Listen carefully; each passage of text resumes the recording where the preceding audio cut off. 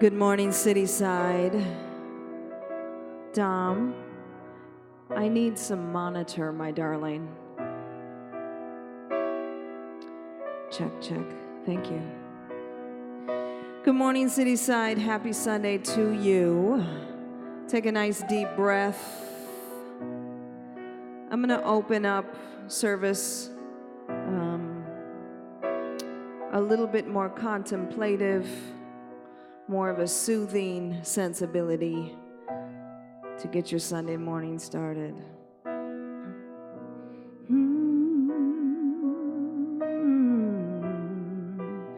Hey,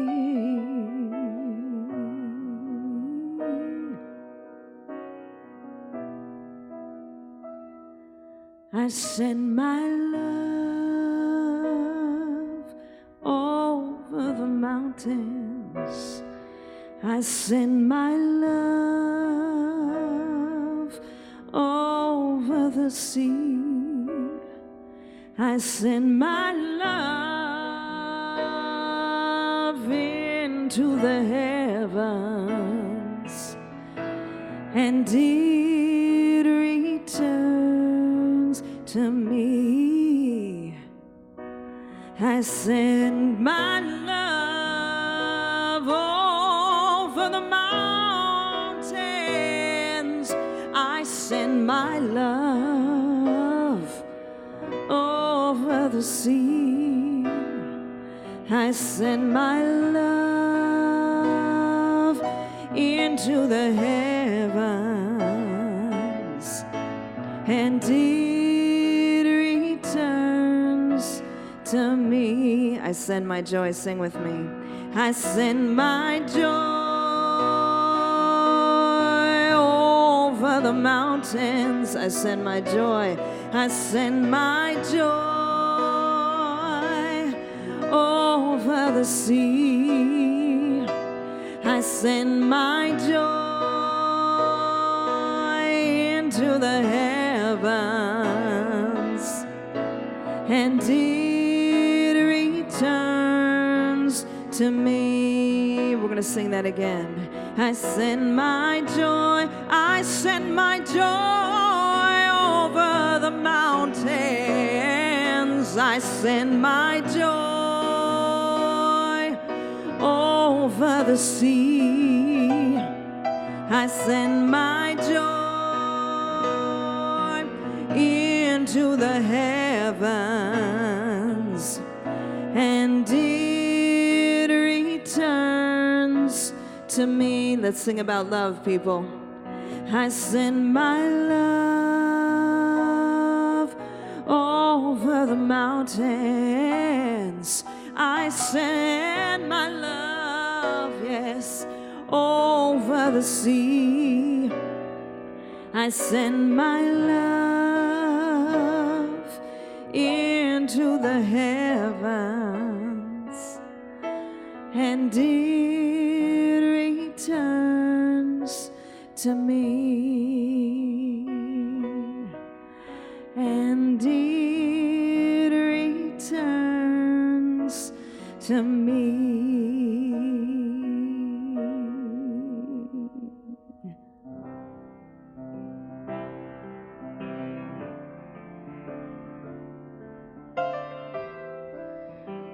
So when you radiate your love and your joy and you send it forward, that reciprocal nature, it always comes back. And through that, we give thanks and gratitude. You know this. Give thanks. Give thanks. Give thanks. Give thanks. Give thanks for all that is. It's as simple as that. Come on, Cityside, sing. Out there and in here. Give thanks, yes. Give thanks. Give thanks. Oh, give thanks. Give thanks for all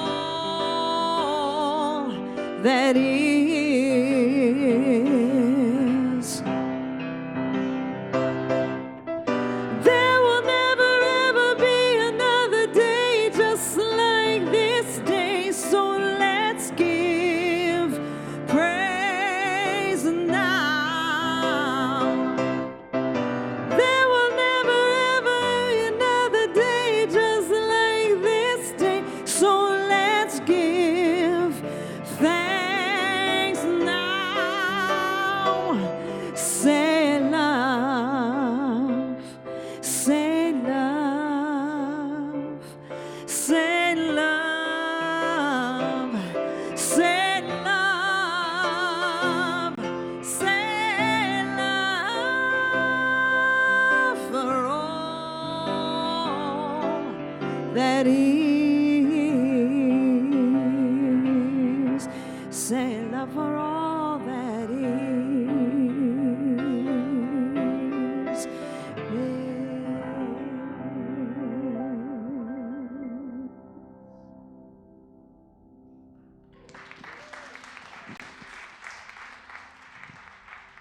Oh my goodness gracious. How wonderful. What a warm, wonderful start to our service today. I'm John Adams. I'm your host today. I am a licensed spiritual practitioner with Centers for Spiritual Living, and I'm also on the board of Cityside. So I want to welcome you today, especially if you're here for the first time. Cityside is about practical spirituality that we can use to create the life that we want. We embrace new thought and wisdom teachings, and we are affiliated with the Centers for Spiritual Living. We honor all paths, and we practice oneness. Oneness is that sense of knowing that God is not this thing that's out there and separate and apart, but is a powerful good within, and we can use it to create the life that we want. We are about providing a supportive community where you can explore your own spiritual path and connect with the wisdom within you. Our practitioner, Rob Wozniak, is holding vigil today. He's sitting in the back. So vigil is this experience where our practitioner will hold the consciousness, will hold the container for us, allowing us to release and go deep and have this profound experience this morning. Good morning, everybody.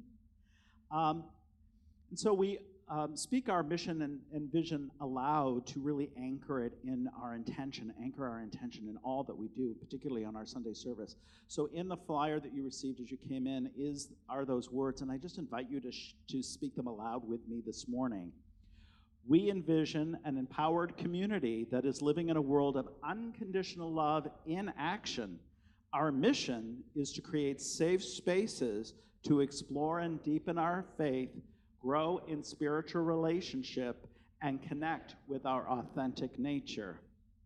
And we are social media friendly, so please be sure to like and share the link for the live stream that's being recorded right now, and let people know that this is how you're spending your Sunday mornings throughout your social media channels.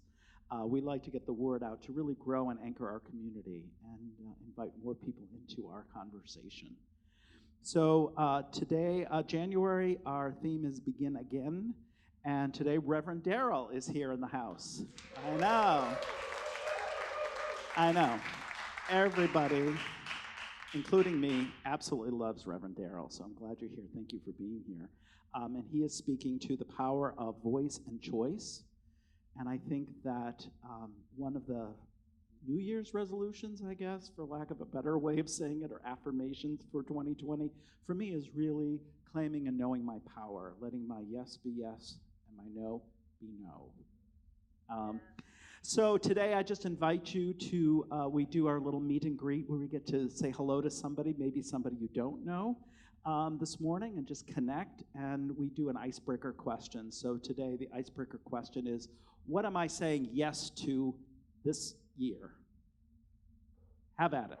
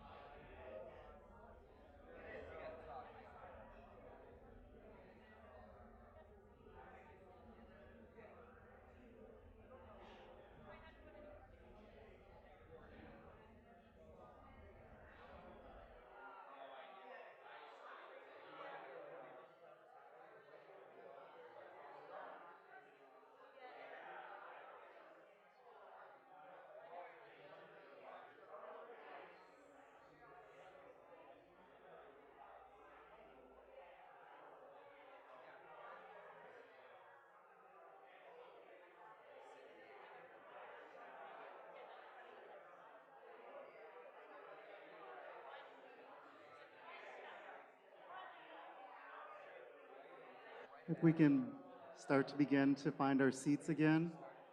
So beautiful to see everybody commune, but we also want to make sure we have time for Reverend Darrell's talk. Oh, yeah, that.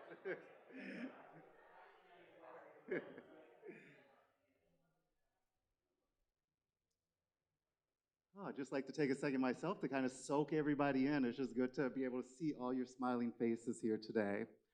My name is Don Mannery, one of your licensed spiritual practitioners, and I get the honor of doing today's reading, meditation, and then invocation. So today's reading is from the Science of Mind and How to Use It. One of the greatest difficulties in the new order of thought is that we are likely to indulge in too much theory and too little practice. As a matter of fact, we only know as much as we can prove by actual demonstration. That which we cannot prove, that which we may not prove may or may not be true, but that which we can prove certainly must be and is the truth. Now, I just invite you to close your eyes if you're comfortable doing so. And just allow yourself to really feel relaxed in the seat that you're in. Feel your shoulders relax.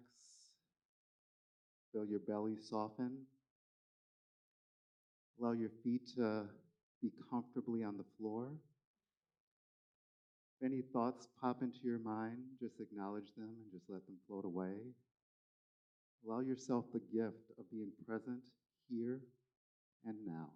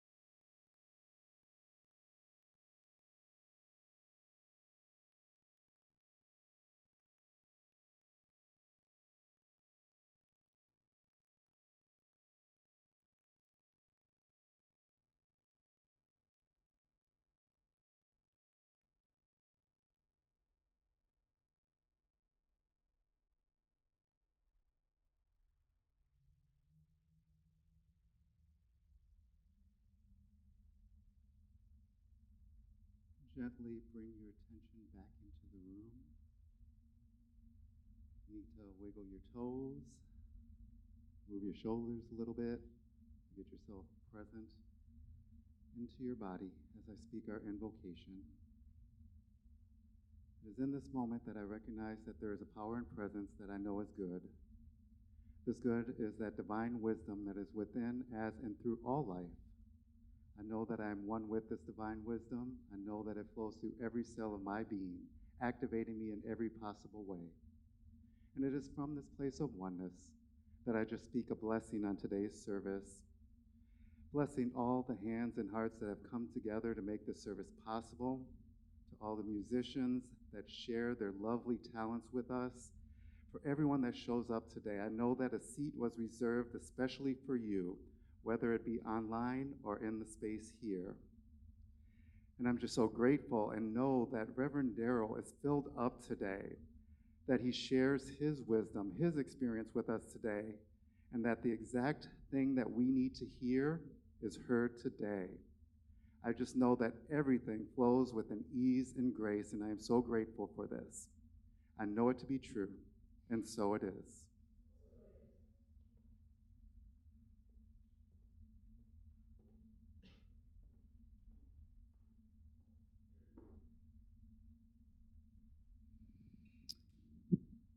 So not only is Reverend Darrell Jones going to provide us with his thoughts, philosophy, wisdom, words of enlightenment, but he's going to sing with me. Someone bring him up.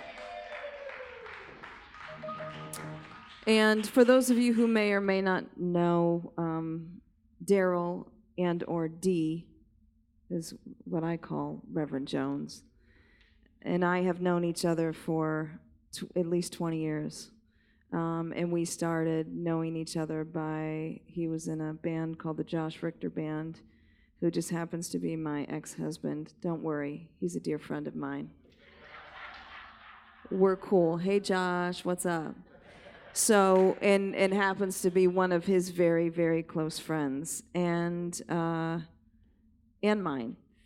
And so we go back singing at the Elbow Room. And that was a long time ago, but it was a good time. So Darrell, Reverend Jones requested that we perform this song today. And so we're going to sing about having a voice. I have a voice. My voice is powerful.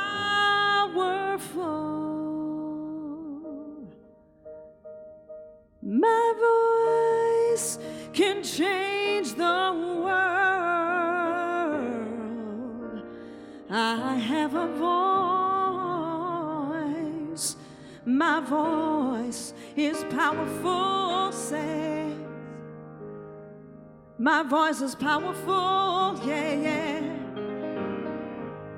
My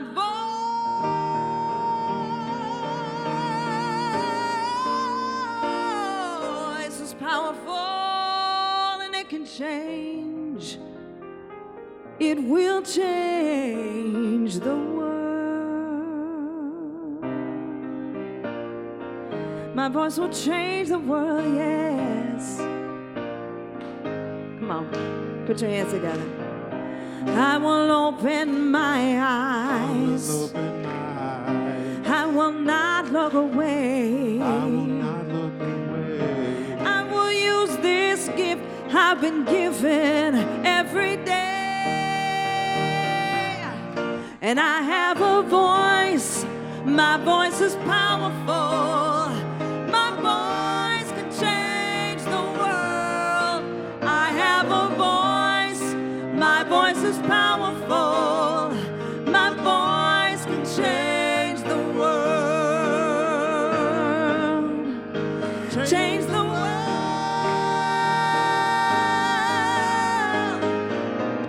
I will give up myself. I will give up myself. I will reach out my hand. Reach out my hand. I will use this heart that I've been given to take a stand.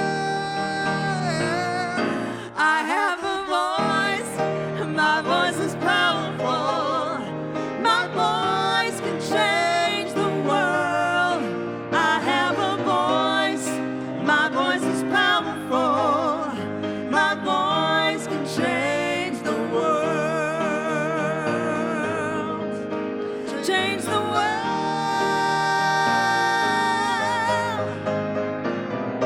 I will fight for the truth. I will fight for the truth. I'll stand up for what's right. I'll stand up for what's right. I will use the strength I've been given to be a light. Oh, and I have a voice. My voice is powerful. My voice can change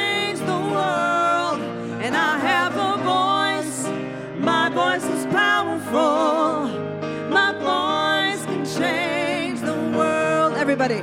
I have a voice. Come on. My voice is powerful. My voice can change the world.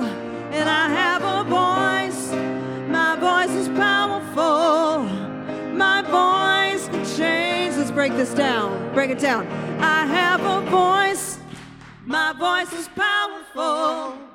My voice can change the world. And I have a voice. My voice is powerful. My voice can change the world. I have a voice. Yes, my voice can change the world. My voice can change the world. My voice can change the world.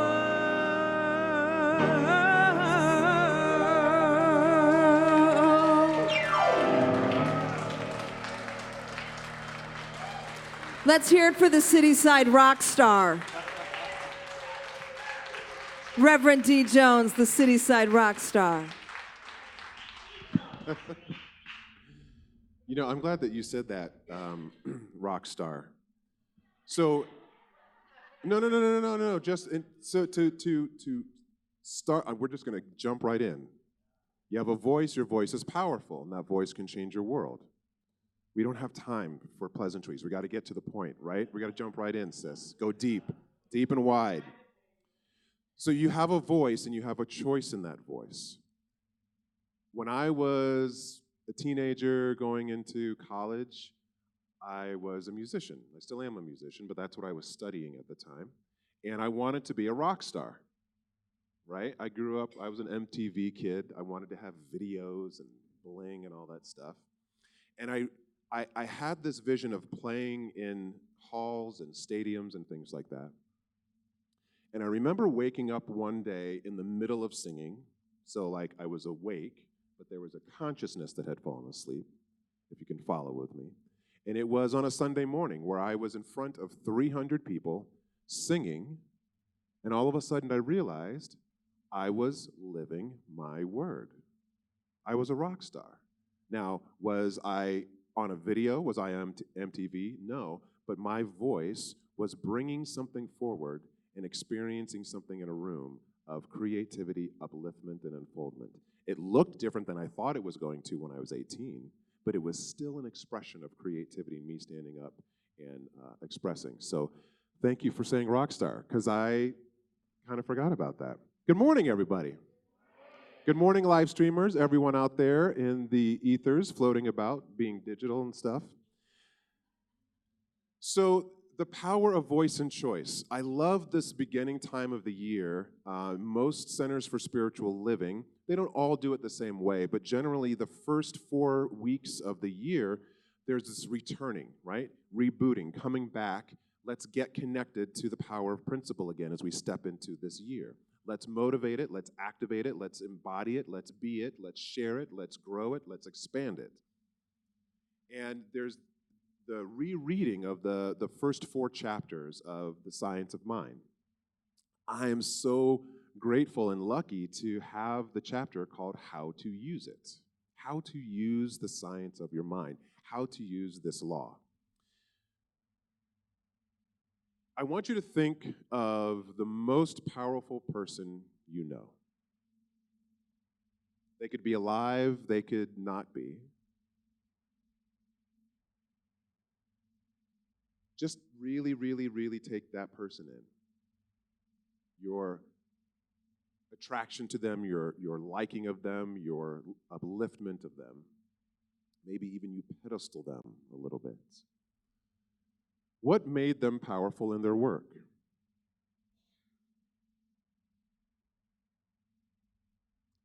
It could even be someone that you don't necessarily respect their work, but you recognize their power. The one thing is their voice. Their voice is what gave them power. That's it. Lots of other people probably have the exact same idea as the person that you're thinking of, but they did not activate their voice consciously. They had a voice, and their voice was powerful, and their voice influenced or changed the world. Who do you think is the most powerful person on the planet today?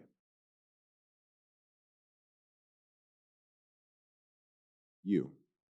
There's no one greater than you. No one. You are the most powerful mind that you know. That song that we were singing, I have a voice, my voice is powerful. I learned it at a Shabbat service on a Friday night a few weeks ago, celebrating the life of Martin Luther King, and it was this really cool, like, gospel Shabbat service. This gospel choir was singing in Hebrew. It's pretty intense. But this song stuck with me, and I was like, oh, this is. I thank Tiff for saying yes to singing that song, because it's such a simple message, but it's the truth. You have a voice, and your voice is powerful. Your voice can change the world. Now, sometimes we get a little lofty, and we're like, oh, well, I'm supposed to literally change the world, go out and influence everyone. I want to employ the power of principle in its magnificent way, in the microcosm as well as the macrocosm. You guys understand that language, right? So we can change the world out there, but the place that you really start changing the world is in the microscopic activity of your inner kingdom or queendom. This place, your consciousness, your head and your heart. That's the most powerful mind on the planet. No one's mind is more powerful than yours. Do you feel that? Do you accept that? Really? Okay. There's tons of people that have more degrees than you. There's people that have more status than you. There are people that are younger than you. There are people that are older than you, more mature than you. There's people that are just different than you. But they are not you. They have their mind, and you have yours. You have your voice, and you have your choice about how you use that voice. The opening sentence of part 4 on how to use it reads, "One of the greatest difficulties in the new order of thought is that we are likely to indulge in too much theory and too little practice." Right? I always talk about being a nerd. I love theories. I will get theoretical and philosophical and stay up all night talking all kinds of shop with you. But the one thing that I have been so blessed with from this teaching is that it doesn't matter. You can talk that all day long. You can theorize all day long. And it's good to understand that. But the most important thing is, what are you practicing? Are you practicing? It goes on to say, the sciences are objectively real to us only insofar as we demonstrate them, and until demonstrated, they are suppositional, so far as practical results are concerned. So what does that mean? Biology, chemistry, physics, these hard sciences, they're suppositional, there's ideas, but we grow up in school going into labs, right? Even in preschool, there's things that happen with the little play blocks and sands and water. We are starting to activate principles of science, and we didn't even realize it. Then we grow up and we get into biology, we take chemistry, we take physics, we do all sorts of things, but we're actually experimenting with the principles, and we're learning them. I'm so frustrated with our educational system, because the one class that I think needs to start as early as possible and continue until the day you take your last breath is one on applied mind science. The most powerful principles are not taught in our educational system, and they can't be quantified with a grade, unfortunately. They are quantified and experimented in the laboratory of our lives. That's actually language that Ernest Holmes always said. Don't believe the word, don't believe the theory that I give you. Experiment this truth in the laboratory of your life. So that's what we're going to get into today. But the truth of the matter is the law is not something that happens in a nice laboratory. The law is in action all the time. We are always applying the law, yes?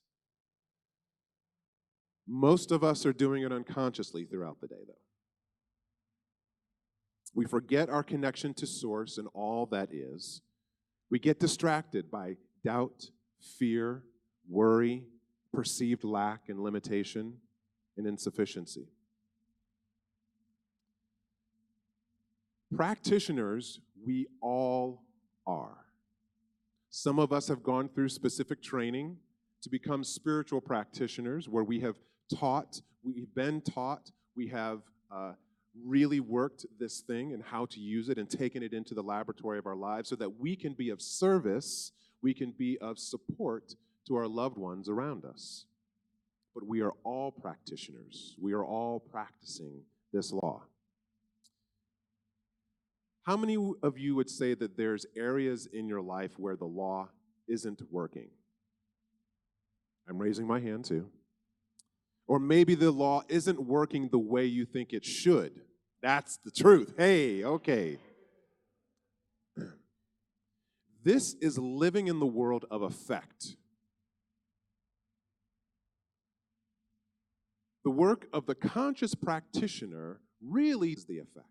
But so often we looked at the effect and we go, this is wrong, and we try to turn it around.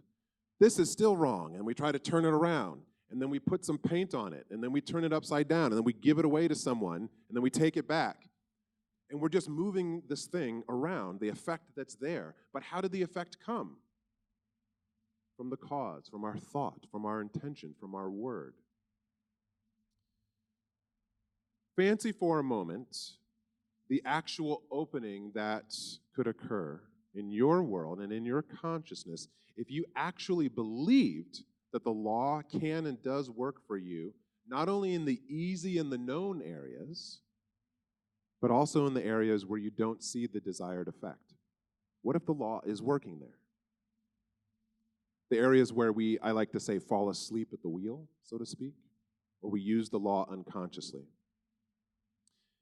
I wrote a treatment out that I want you to say quietly. Let it reverberate in your mind as I read it now. Take a deep breath in and close your eyes. In this moment, I choose to release doubt and the past and embrace the power of my mind now. I don't know the effect my life will embody tomorrow, but today I hold my mind in the creative law that we all live in. In this moment, I affirm and know possibility. I release control, the how, or even the why, and simply turn the power of my mind and consciousness in this moment to yes, possibility, change, expansion, transcendence, greatness, wholeness, and trust. I deny the default rut of thought from the past that has been building in my life. The rut of doubt, the rut of fear, uncertainty, shame, and worry. These thought forms do not serve me and have no power. What serves me is the law. It has always served me and will always continue to serve me, regardless of the tone of my mind.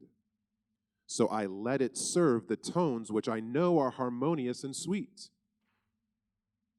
Sweet to my heart, sweet to my mind, sweet to my spirit. I have a voice. My voice is powerful.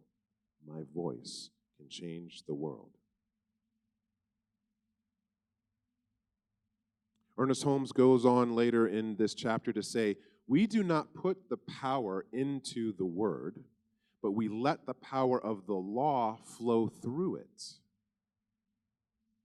And the one who most completely believes in this power will produce the best results. This is the law of cause and effect. Who are you causing? What are you causing with your beingness?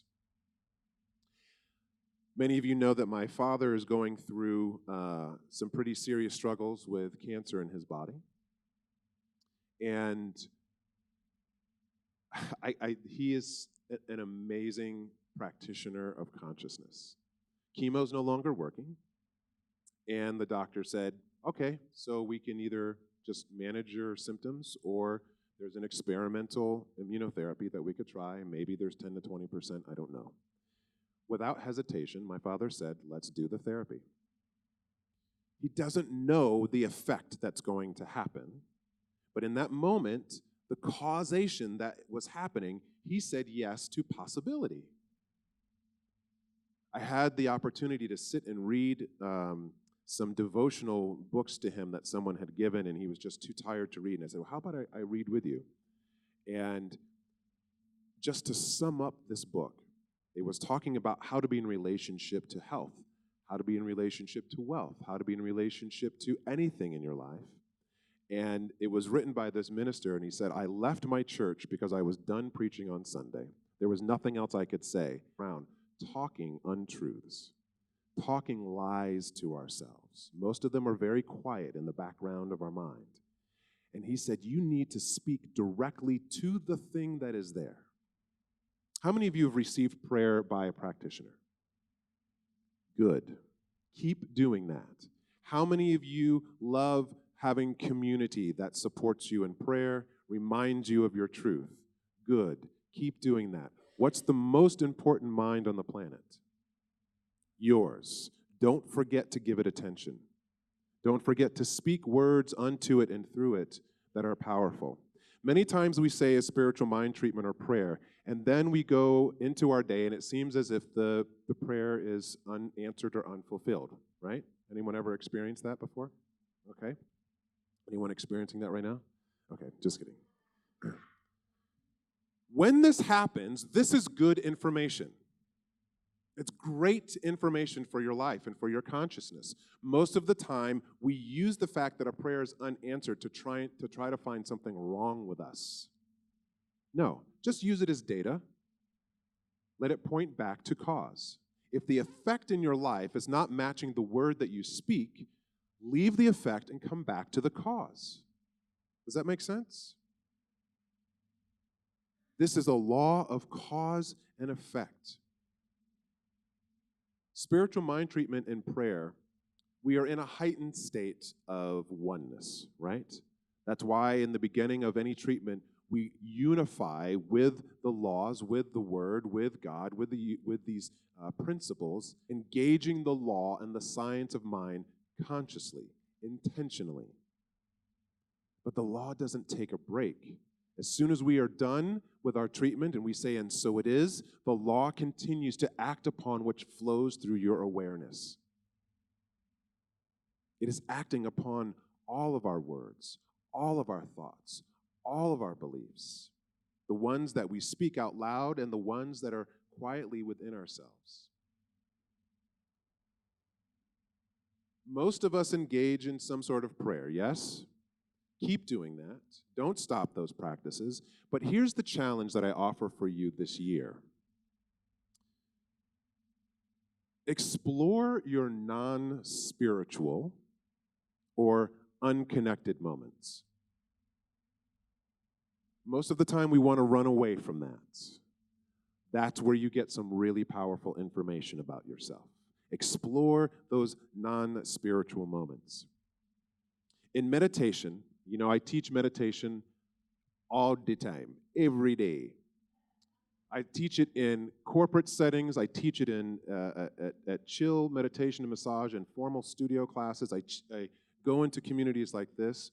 And one of the reasons why I think meditation is so important, along with mind treatment and prayer, is that in meditation, if we approach the practice not being about trying to get somewhere, trying to attain some level of like, total like floating about, but if we use it as an opportunity to be in the experimentation of the laboratory of our consciousness, that's where we really get to sit with all of who we are, the good, bad, and the ugly. It is not about trying to get somewhere and push everything else away. It's becoming aware of when we're attempting to focus on the present moment, all of a sudden our attention gets pulled away. There are studies that show the mind is jumping to a different idea every 4 to 5 seconds. That is what the human mind does. You're not an exception. You're just like everyone else. So don't make it wrong when the mind moves away. You just gently come back to the thing you're paying attention to. This is the same sort of thing that happens when we move off of the meditation cushion or out of the prayer chamber and into our lives. We are concentrated, we are directing our attention, we're using the law in a specific way, and then the mind wanders away from that spiritual truth to doubt, fear, worry, concern, lack, and limitation. That's not an exception to the rule. That's what the human mind does. The challenge is that when most of us wander off that way, we start cussing ourselves out because we're horrible beings that can't hold their attention on the truth and light and love of God. We make ourselves wrong. And guess what? Then we stay there. We make ourselves wrong a little bit more. And we keep wronging all over ourselves. Well, guess what? The law is acting upon that energy. The law is acting upon that tone. The law is acting upon that word of, I'm no good at this. Fathom this for a minute. Let's take an hour, right? In the mission statement, it's like we're here to do practical and pragmatic spirituality. Let's get practical and just take a slice out of your day, an hour. You wake up in the morning. You want to start your day with the spiritual mind treatment or prayer. Let's say it takes 2 to 3 minutes. I know there's one power. That power is God. It's in my life. That is who I am. I grace my day. I bless the people that I come into contact with the light and love of truth that is me. I am it. It is all, and so it is. Then you step into the activity of your day. Chances are, let's say that took 3 minutes. What's happening the other 57 minutes in that hour? Where is your attention then? Where is your mind? How are you using and activating law? Those 3 minutes are very important. Don't forget them. But if the total sum of your activity in that hour, if 3 minutes are affirmative and then 57 of those minutes are negative, the law, it takes the sum total of it all. What's going to come out on the other side of the equation? Positivity or negativity? Negativity. Explore the moments when you're non-spiritual. Explore the moments outside and in between the moments of enlightenment and awareness and consciousness, because all of those moments count. Now, you don't need to walk around policing yourself going, oh my God, I had another bad thought. Oh my God, I had another bad thought. Oh my God, I had another bad thought. You don't need to become kind of compulsive about it. The most important thing is that you gently return to some truth. I really implore you to be humble and accept that you are going to have thoughts of negativity, doubt, and lack. You are going to. The most important thing is what happens the second after you realize you're having that thought. Do you come back to, I don't know how I'm going to make this work. Oh, wow, I'm embracing impossibility. What I remember is that there is some possibility out there. I don't know what it is. But man, this just feels really heavy. Wow. And you just gently bring yourself back every time you realize, you'll notice your body language, right? Oftentimes the body will tell you when you're in that space that is not connected, right? We look like this a lot of times. Or we walk around with fists like this. When you find the truth, the law is still acting through that energy. All we need to do is open up, soften, and remember, realign, reconnect with the possibility. That's it. You still may not know how life is going to happen for you this year, but can you know that it's possible? You have a voice. What is your choice with that voice? Where do you place it?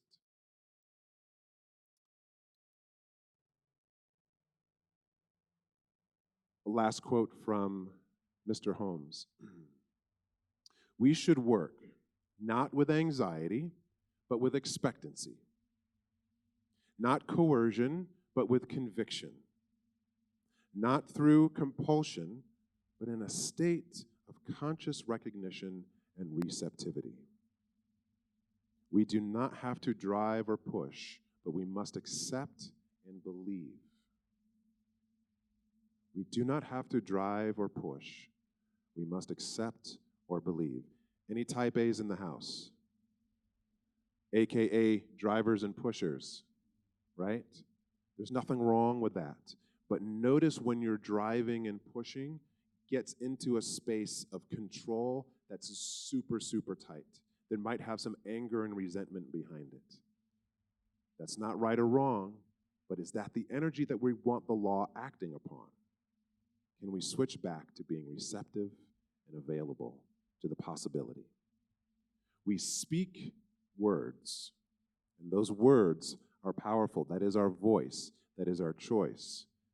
The last thing I want to tag on to this, and we speak with our hands and our feet. Oftentimes, we say something out of our mouth, we say a spiritual mind treatment, but then our body, our literal movement, our choices, actions, and behaviors are completely out of alignment with that which we desire. It looks a little bit like this. I am whole, healthy, and complete. My cells assimilate fat and sugar, and I am a lean, mean, running machine.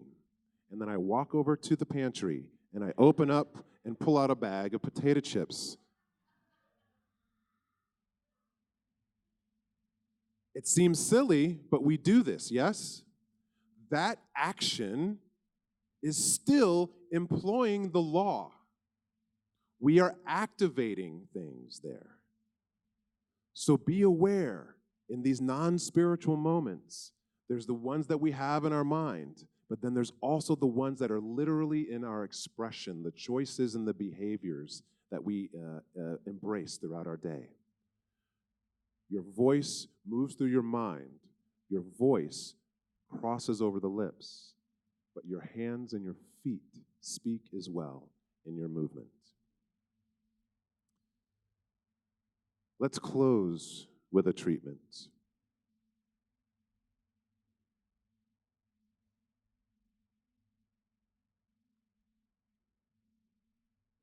We're going to begin this treatment in a receptive state and space by smiling. Breathe in a smile, breathe out a smile.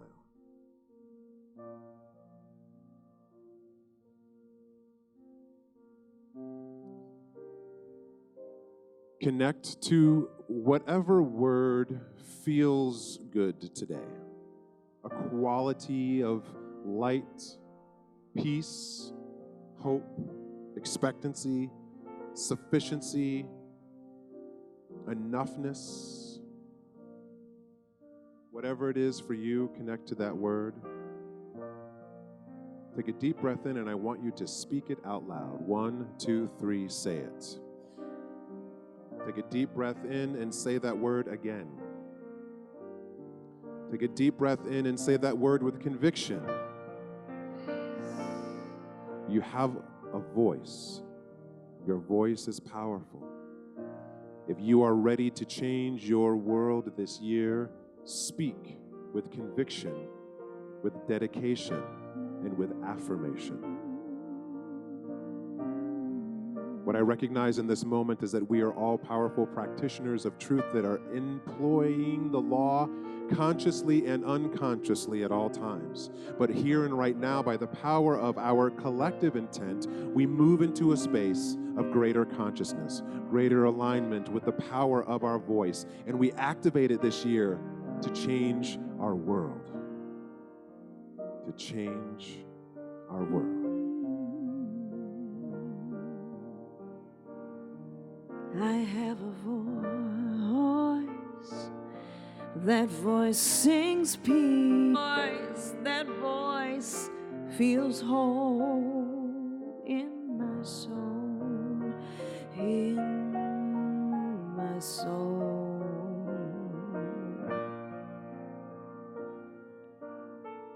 Deny the doubt, it has no power. Deny the worry, it has no power.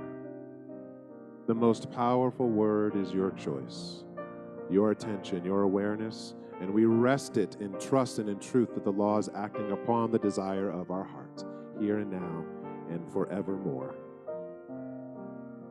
And so it is. And so it is. Thank you, rock star. Reverend Darrell Jones, put your hands together. All right, all right. Reverend Darrell Reverend Jones. Darrell. So it's just the two of us, Tiff, once again. So now is our time of giving. And I'm just so in the zone from Reverend Darrell's talk. I'm so in touch with my inner queendom. Yes. I've got a whole queendom happening today, that's for sure. So, Cityside is a community-supported organization, and your tithes and offerings make this happen all the time. And we're so grateful for that. We have a very generous community, and we're so grateful for each and every single one of you. If today is your day to give financially, just invite you to hold your gift, to prepare your gift for sharing. And if today is not your day to give financially, then I just ask you to bless the basket, to put your love into these offerings that serve you, that serve me, that serve each and every one of us. And you may give with the basket. You can also text to give, which is just texting the word give to 312-757-8111. The number is on the flyer, 312-757-8111. And each week we say an affirmation to affirm our prosperity, to affirm our abundance, and just to anchor these gifts with love. And so I just invite you to say this blessing with me. Divine love through me blesses and multiplies all that I have, all that I give, all that I receive, and all that I am. And so it is.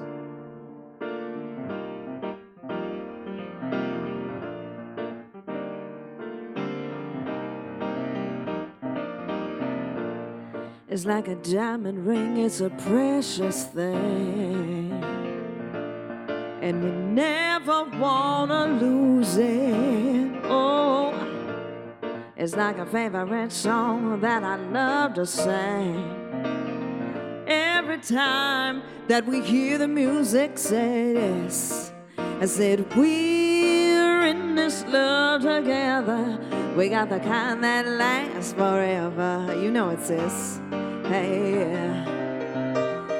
I said we're in this love together. Oh, and like berries on the vine, it gets sweeter all the time.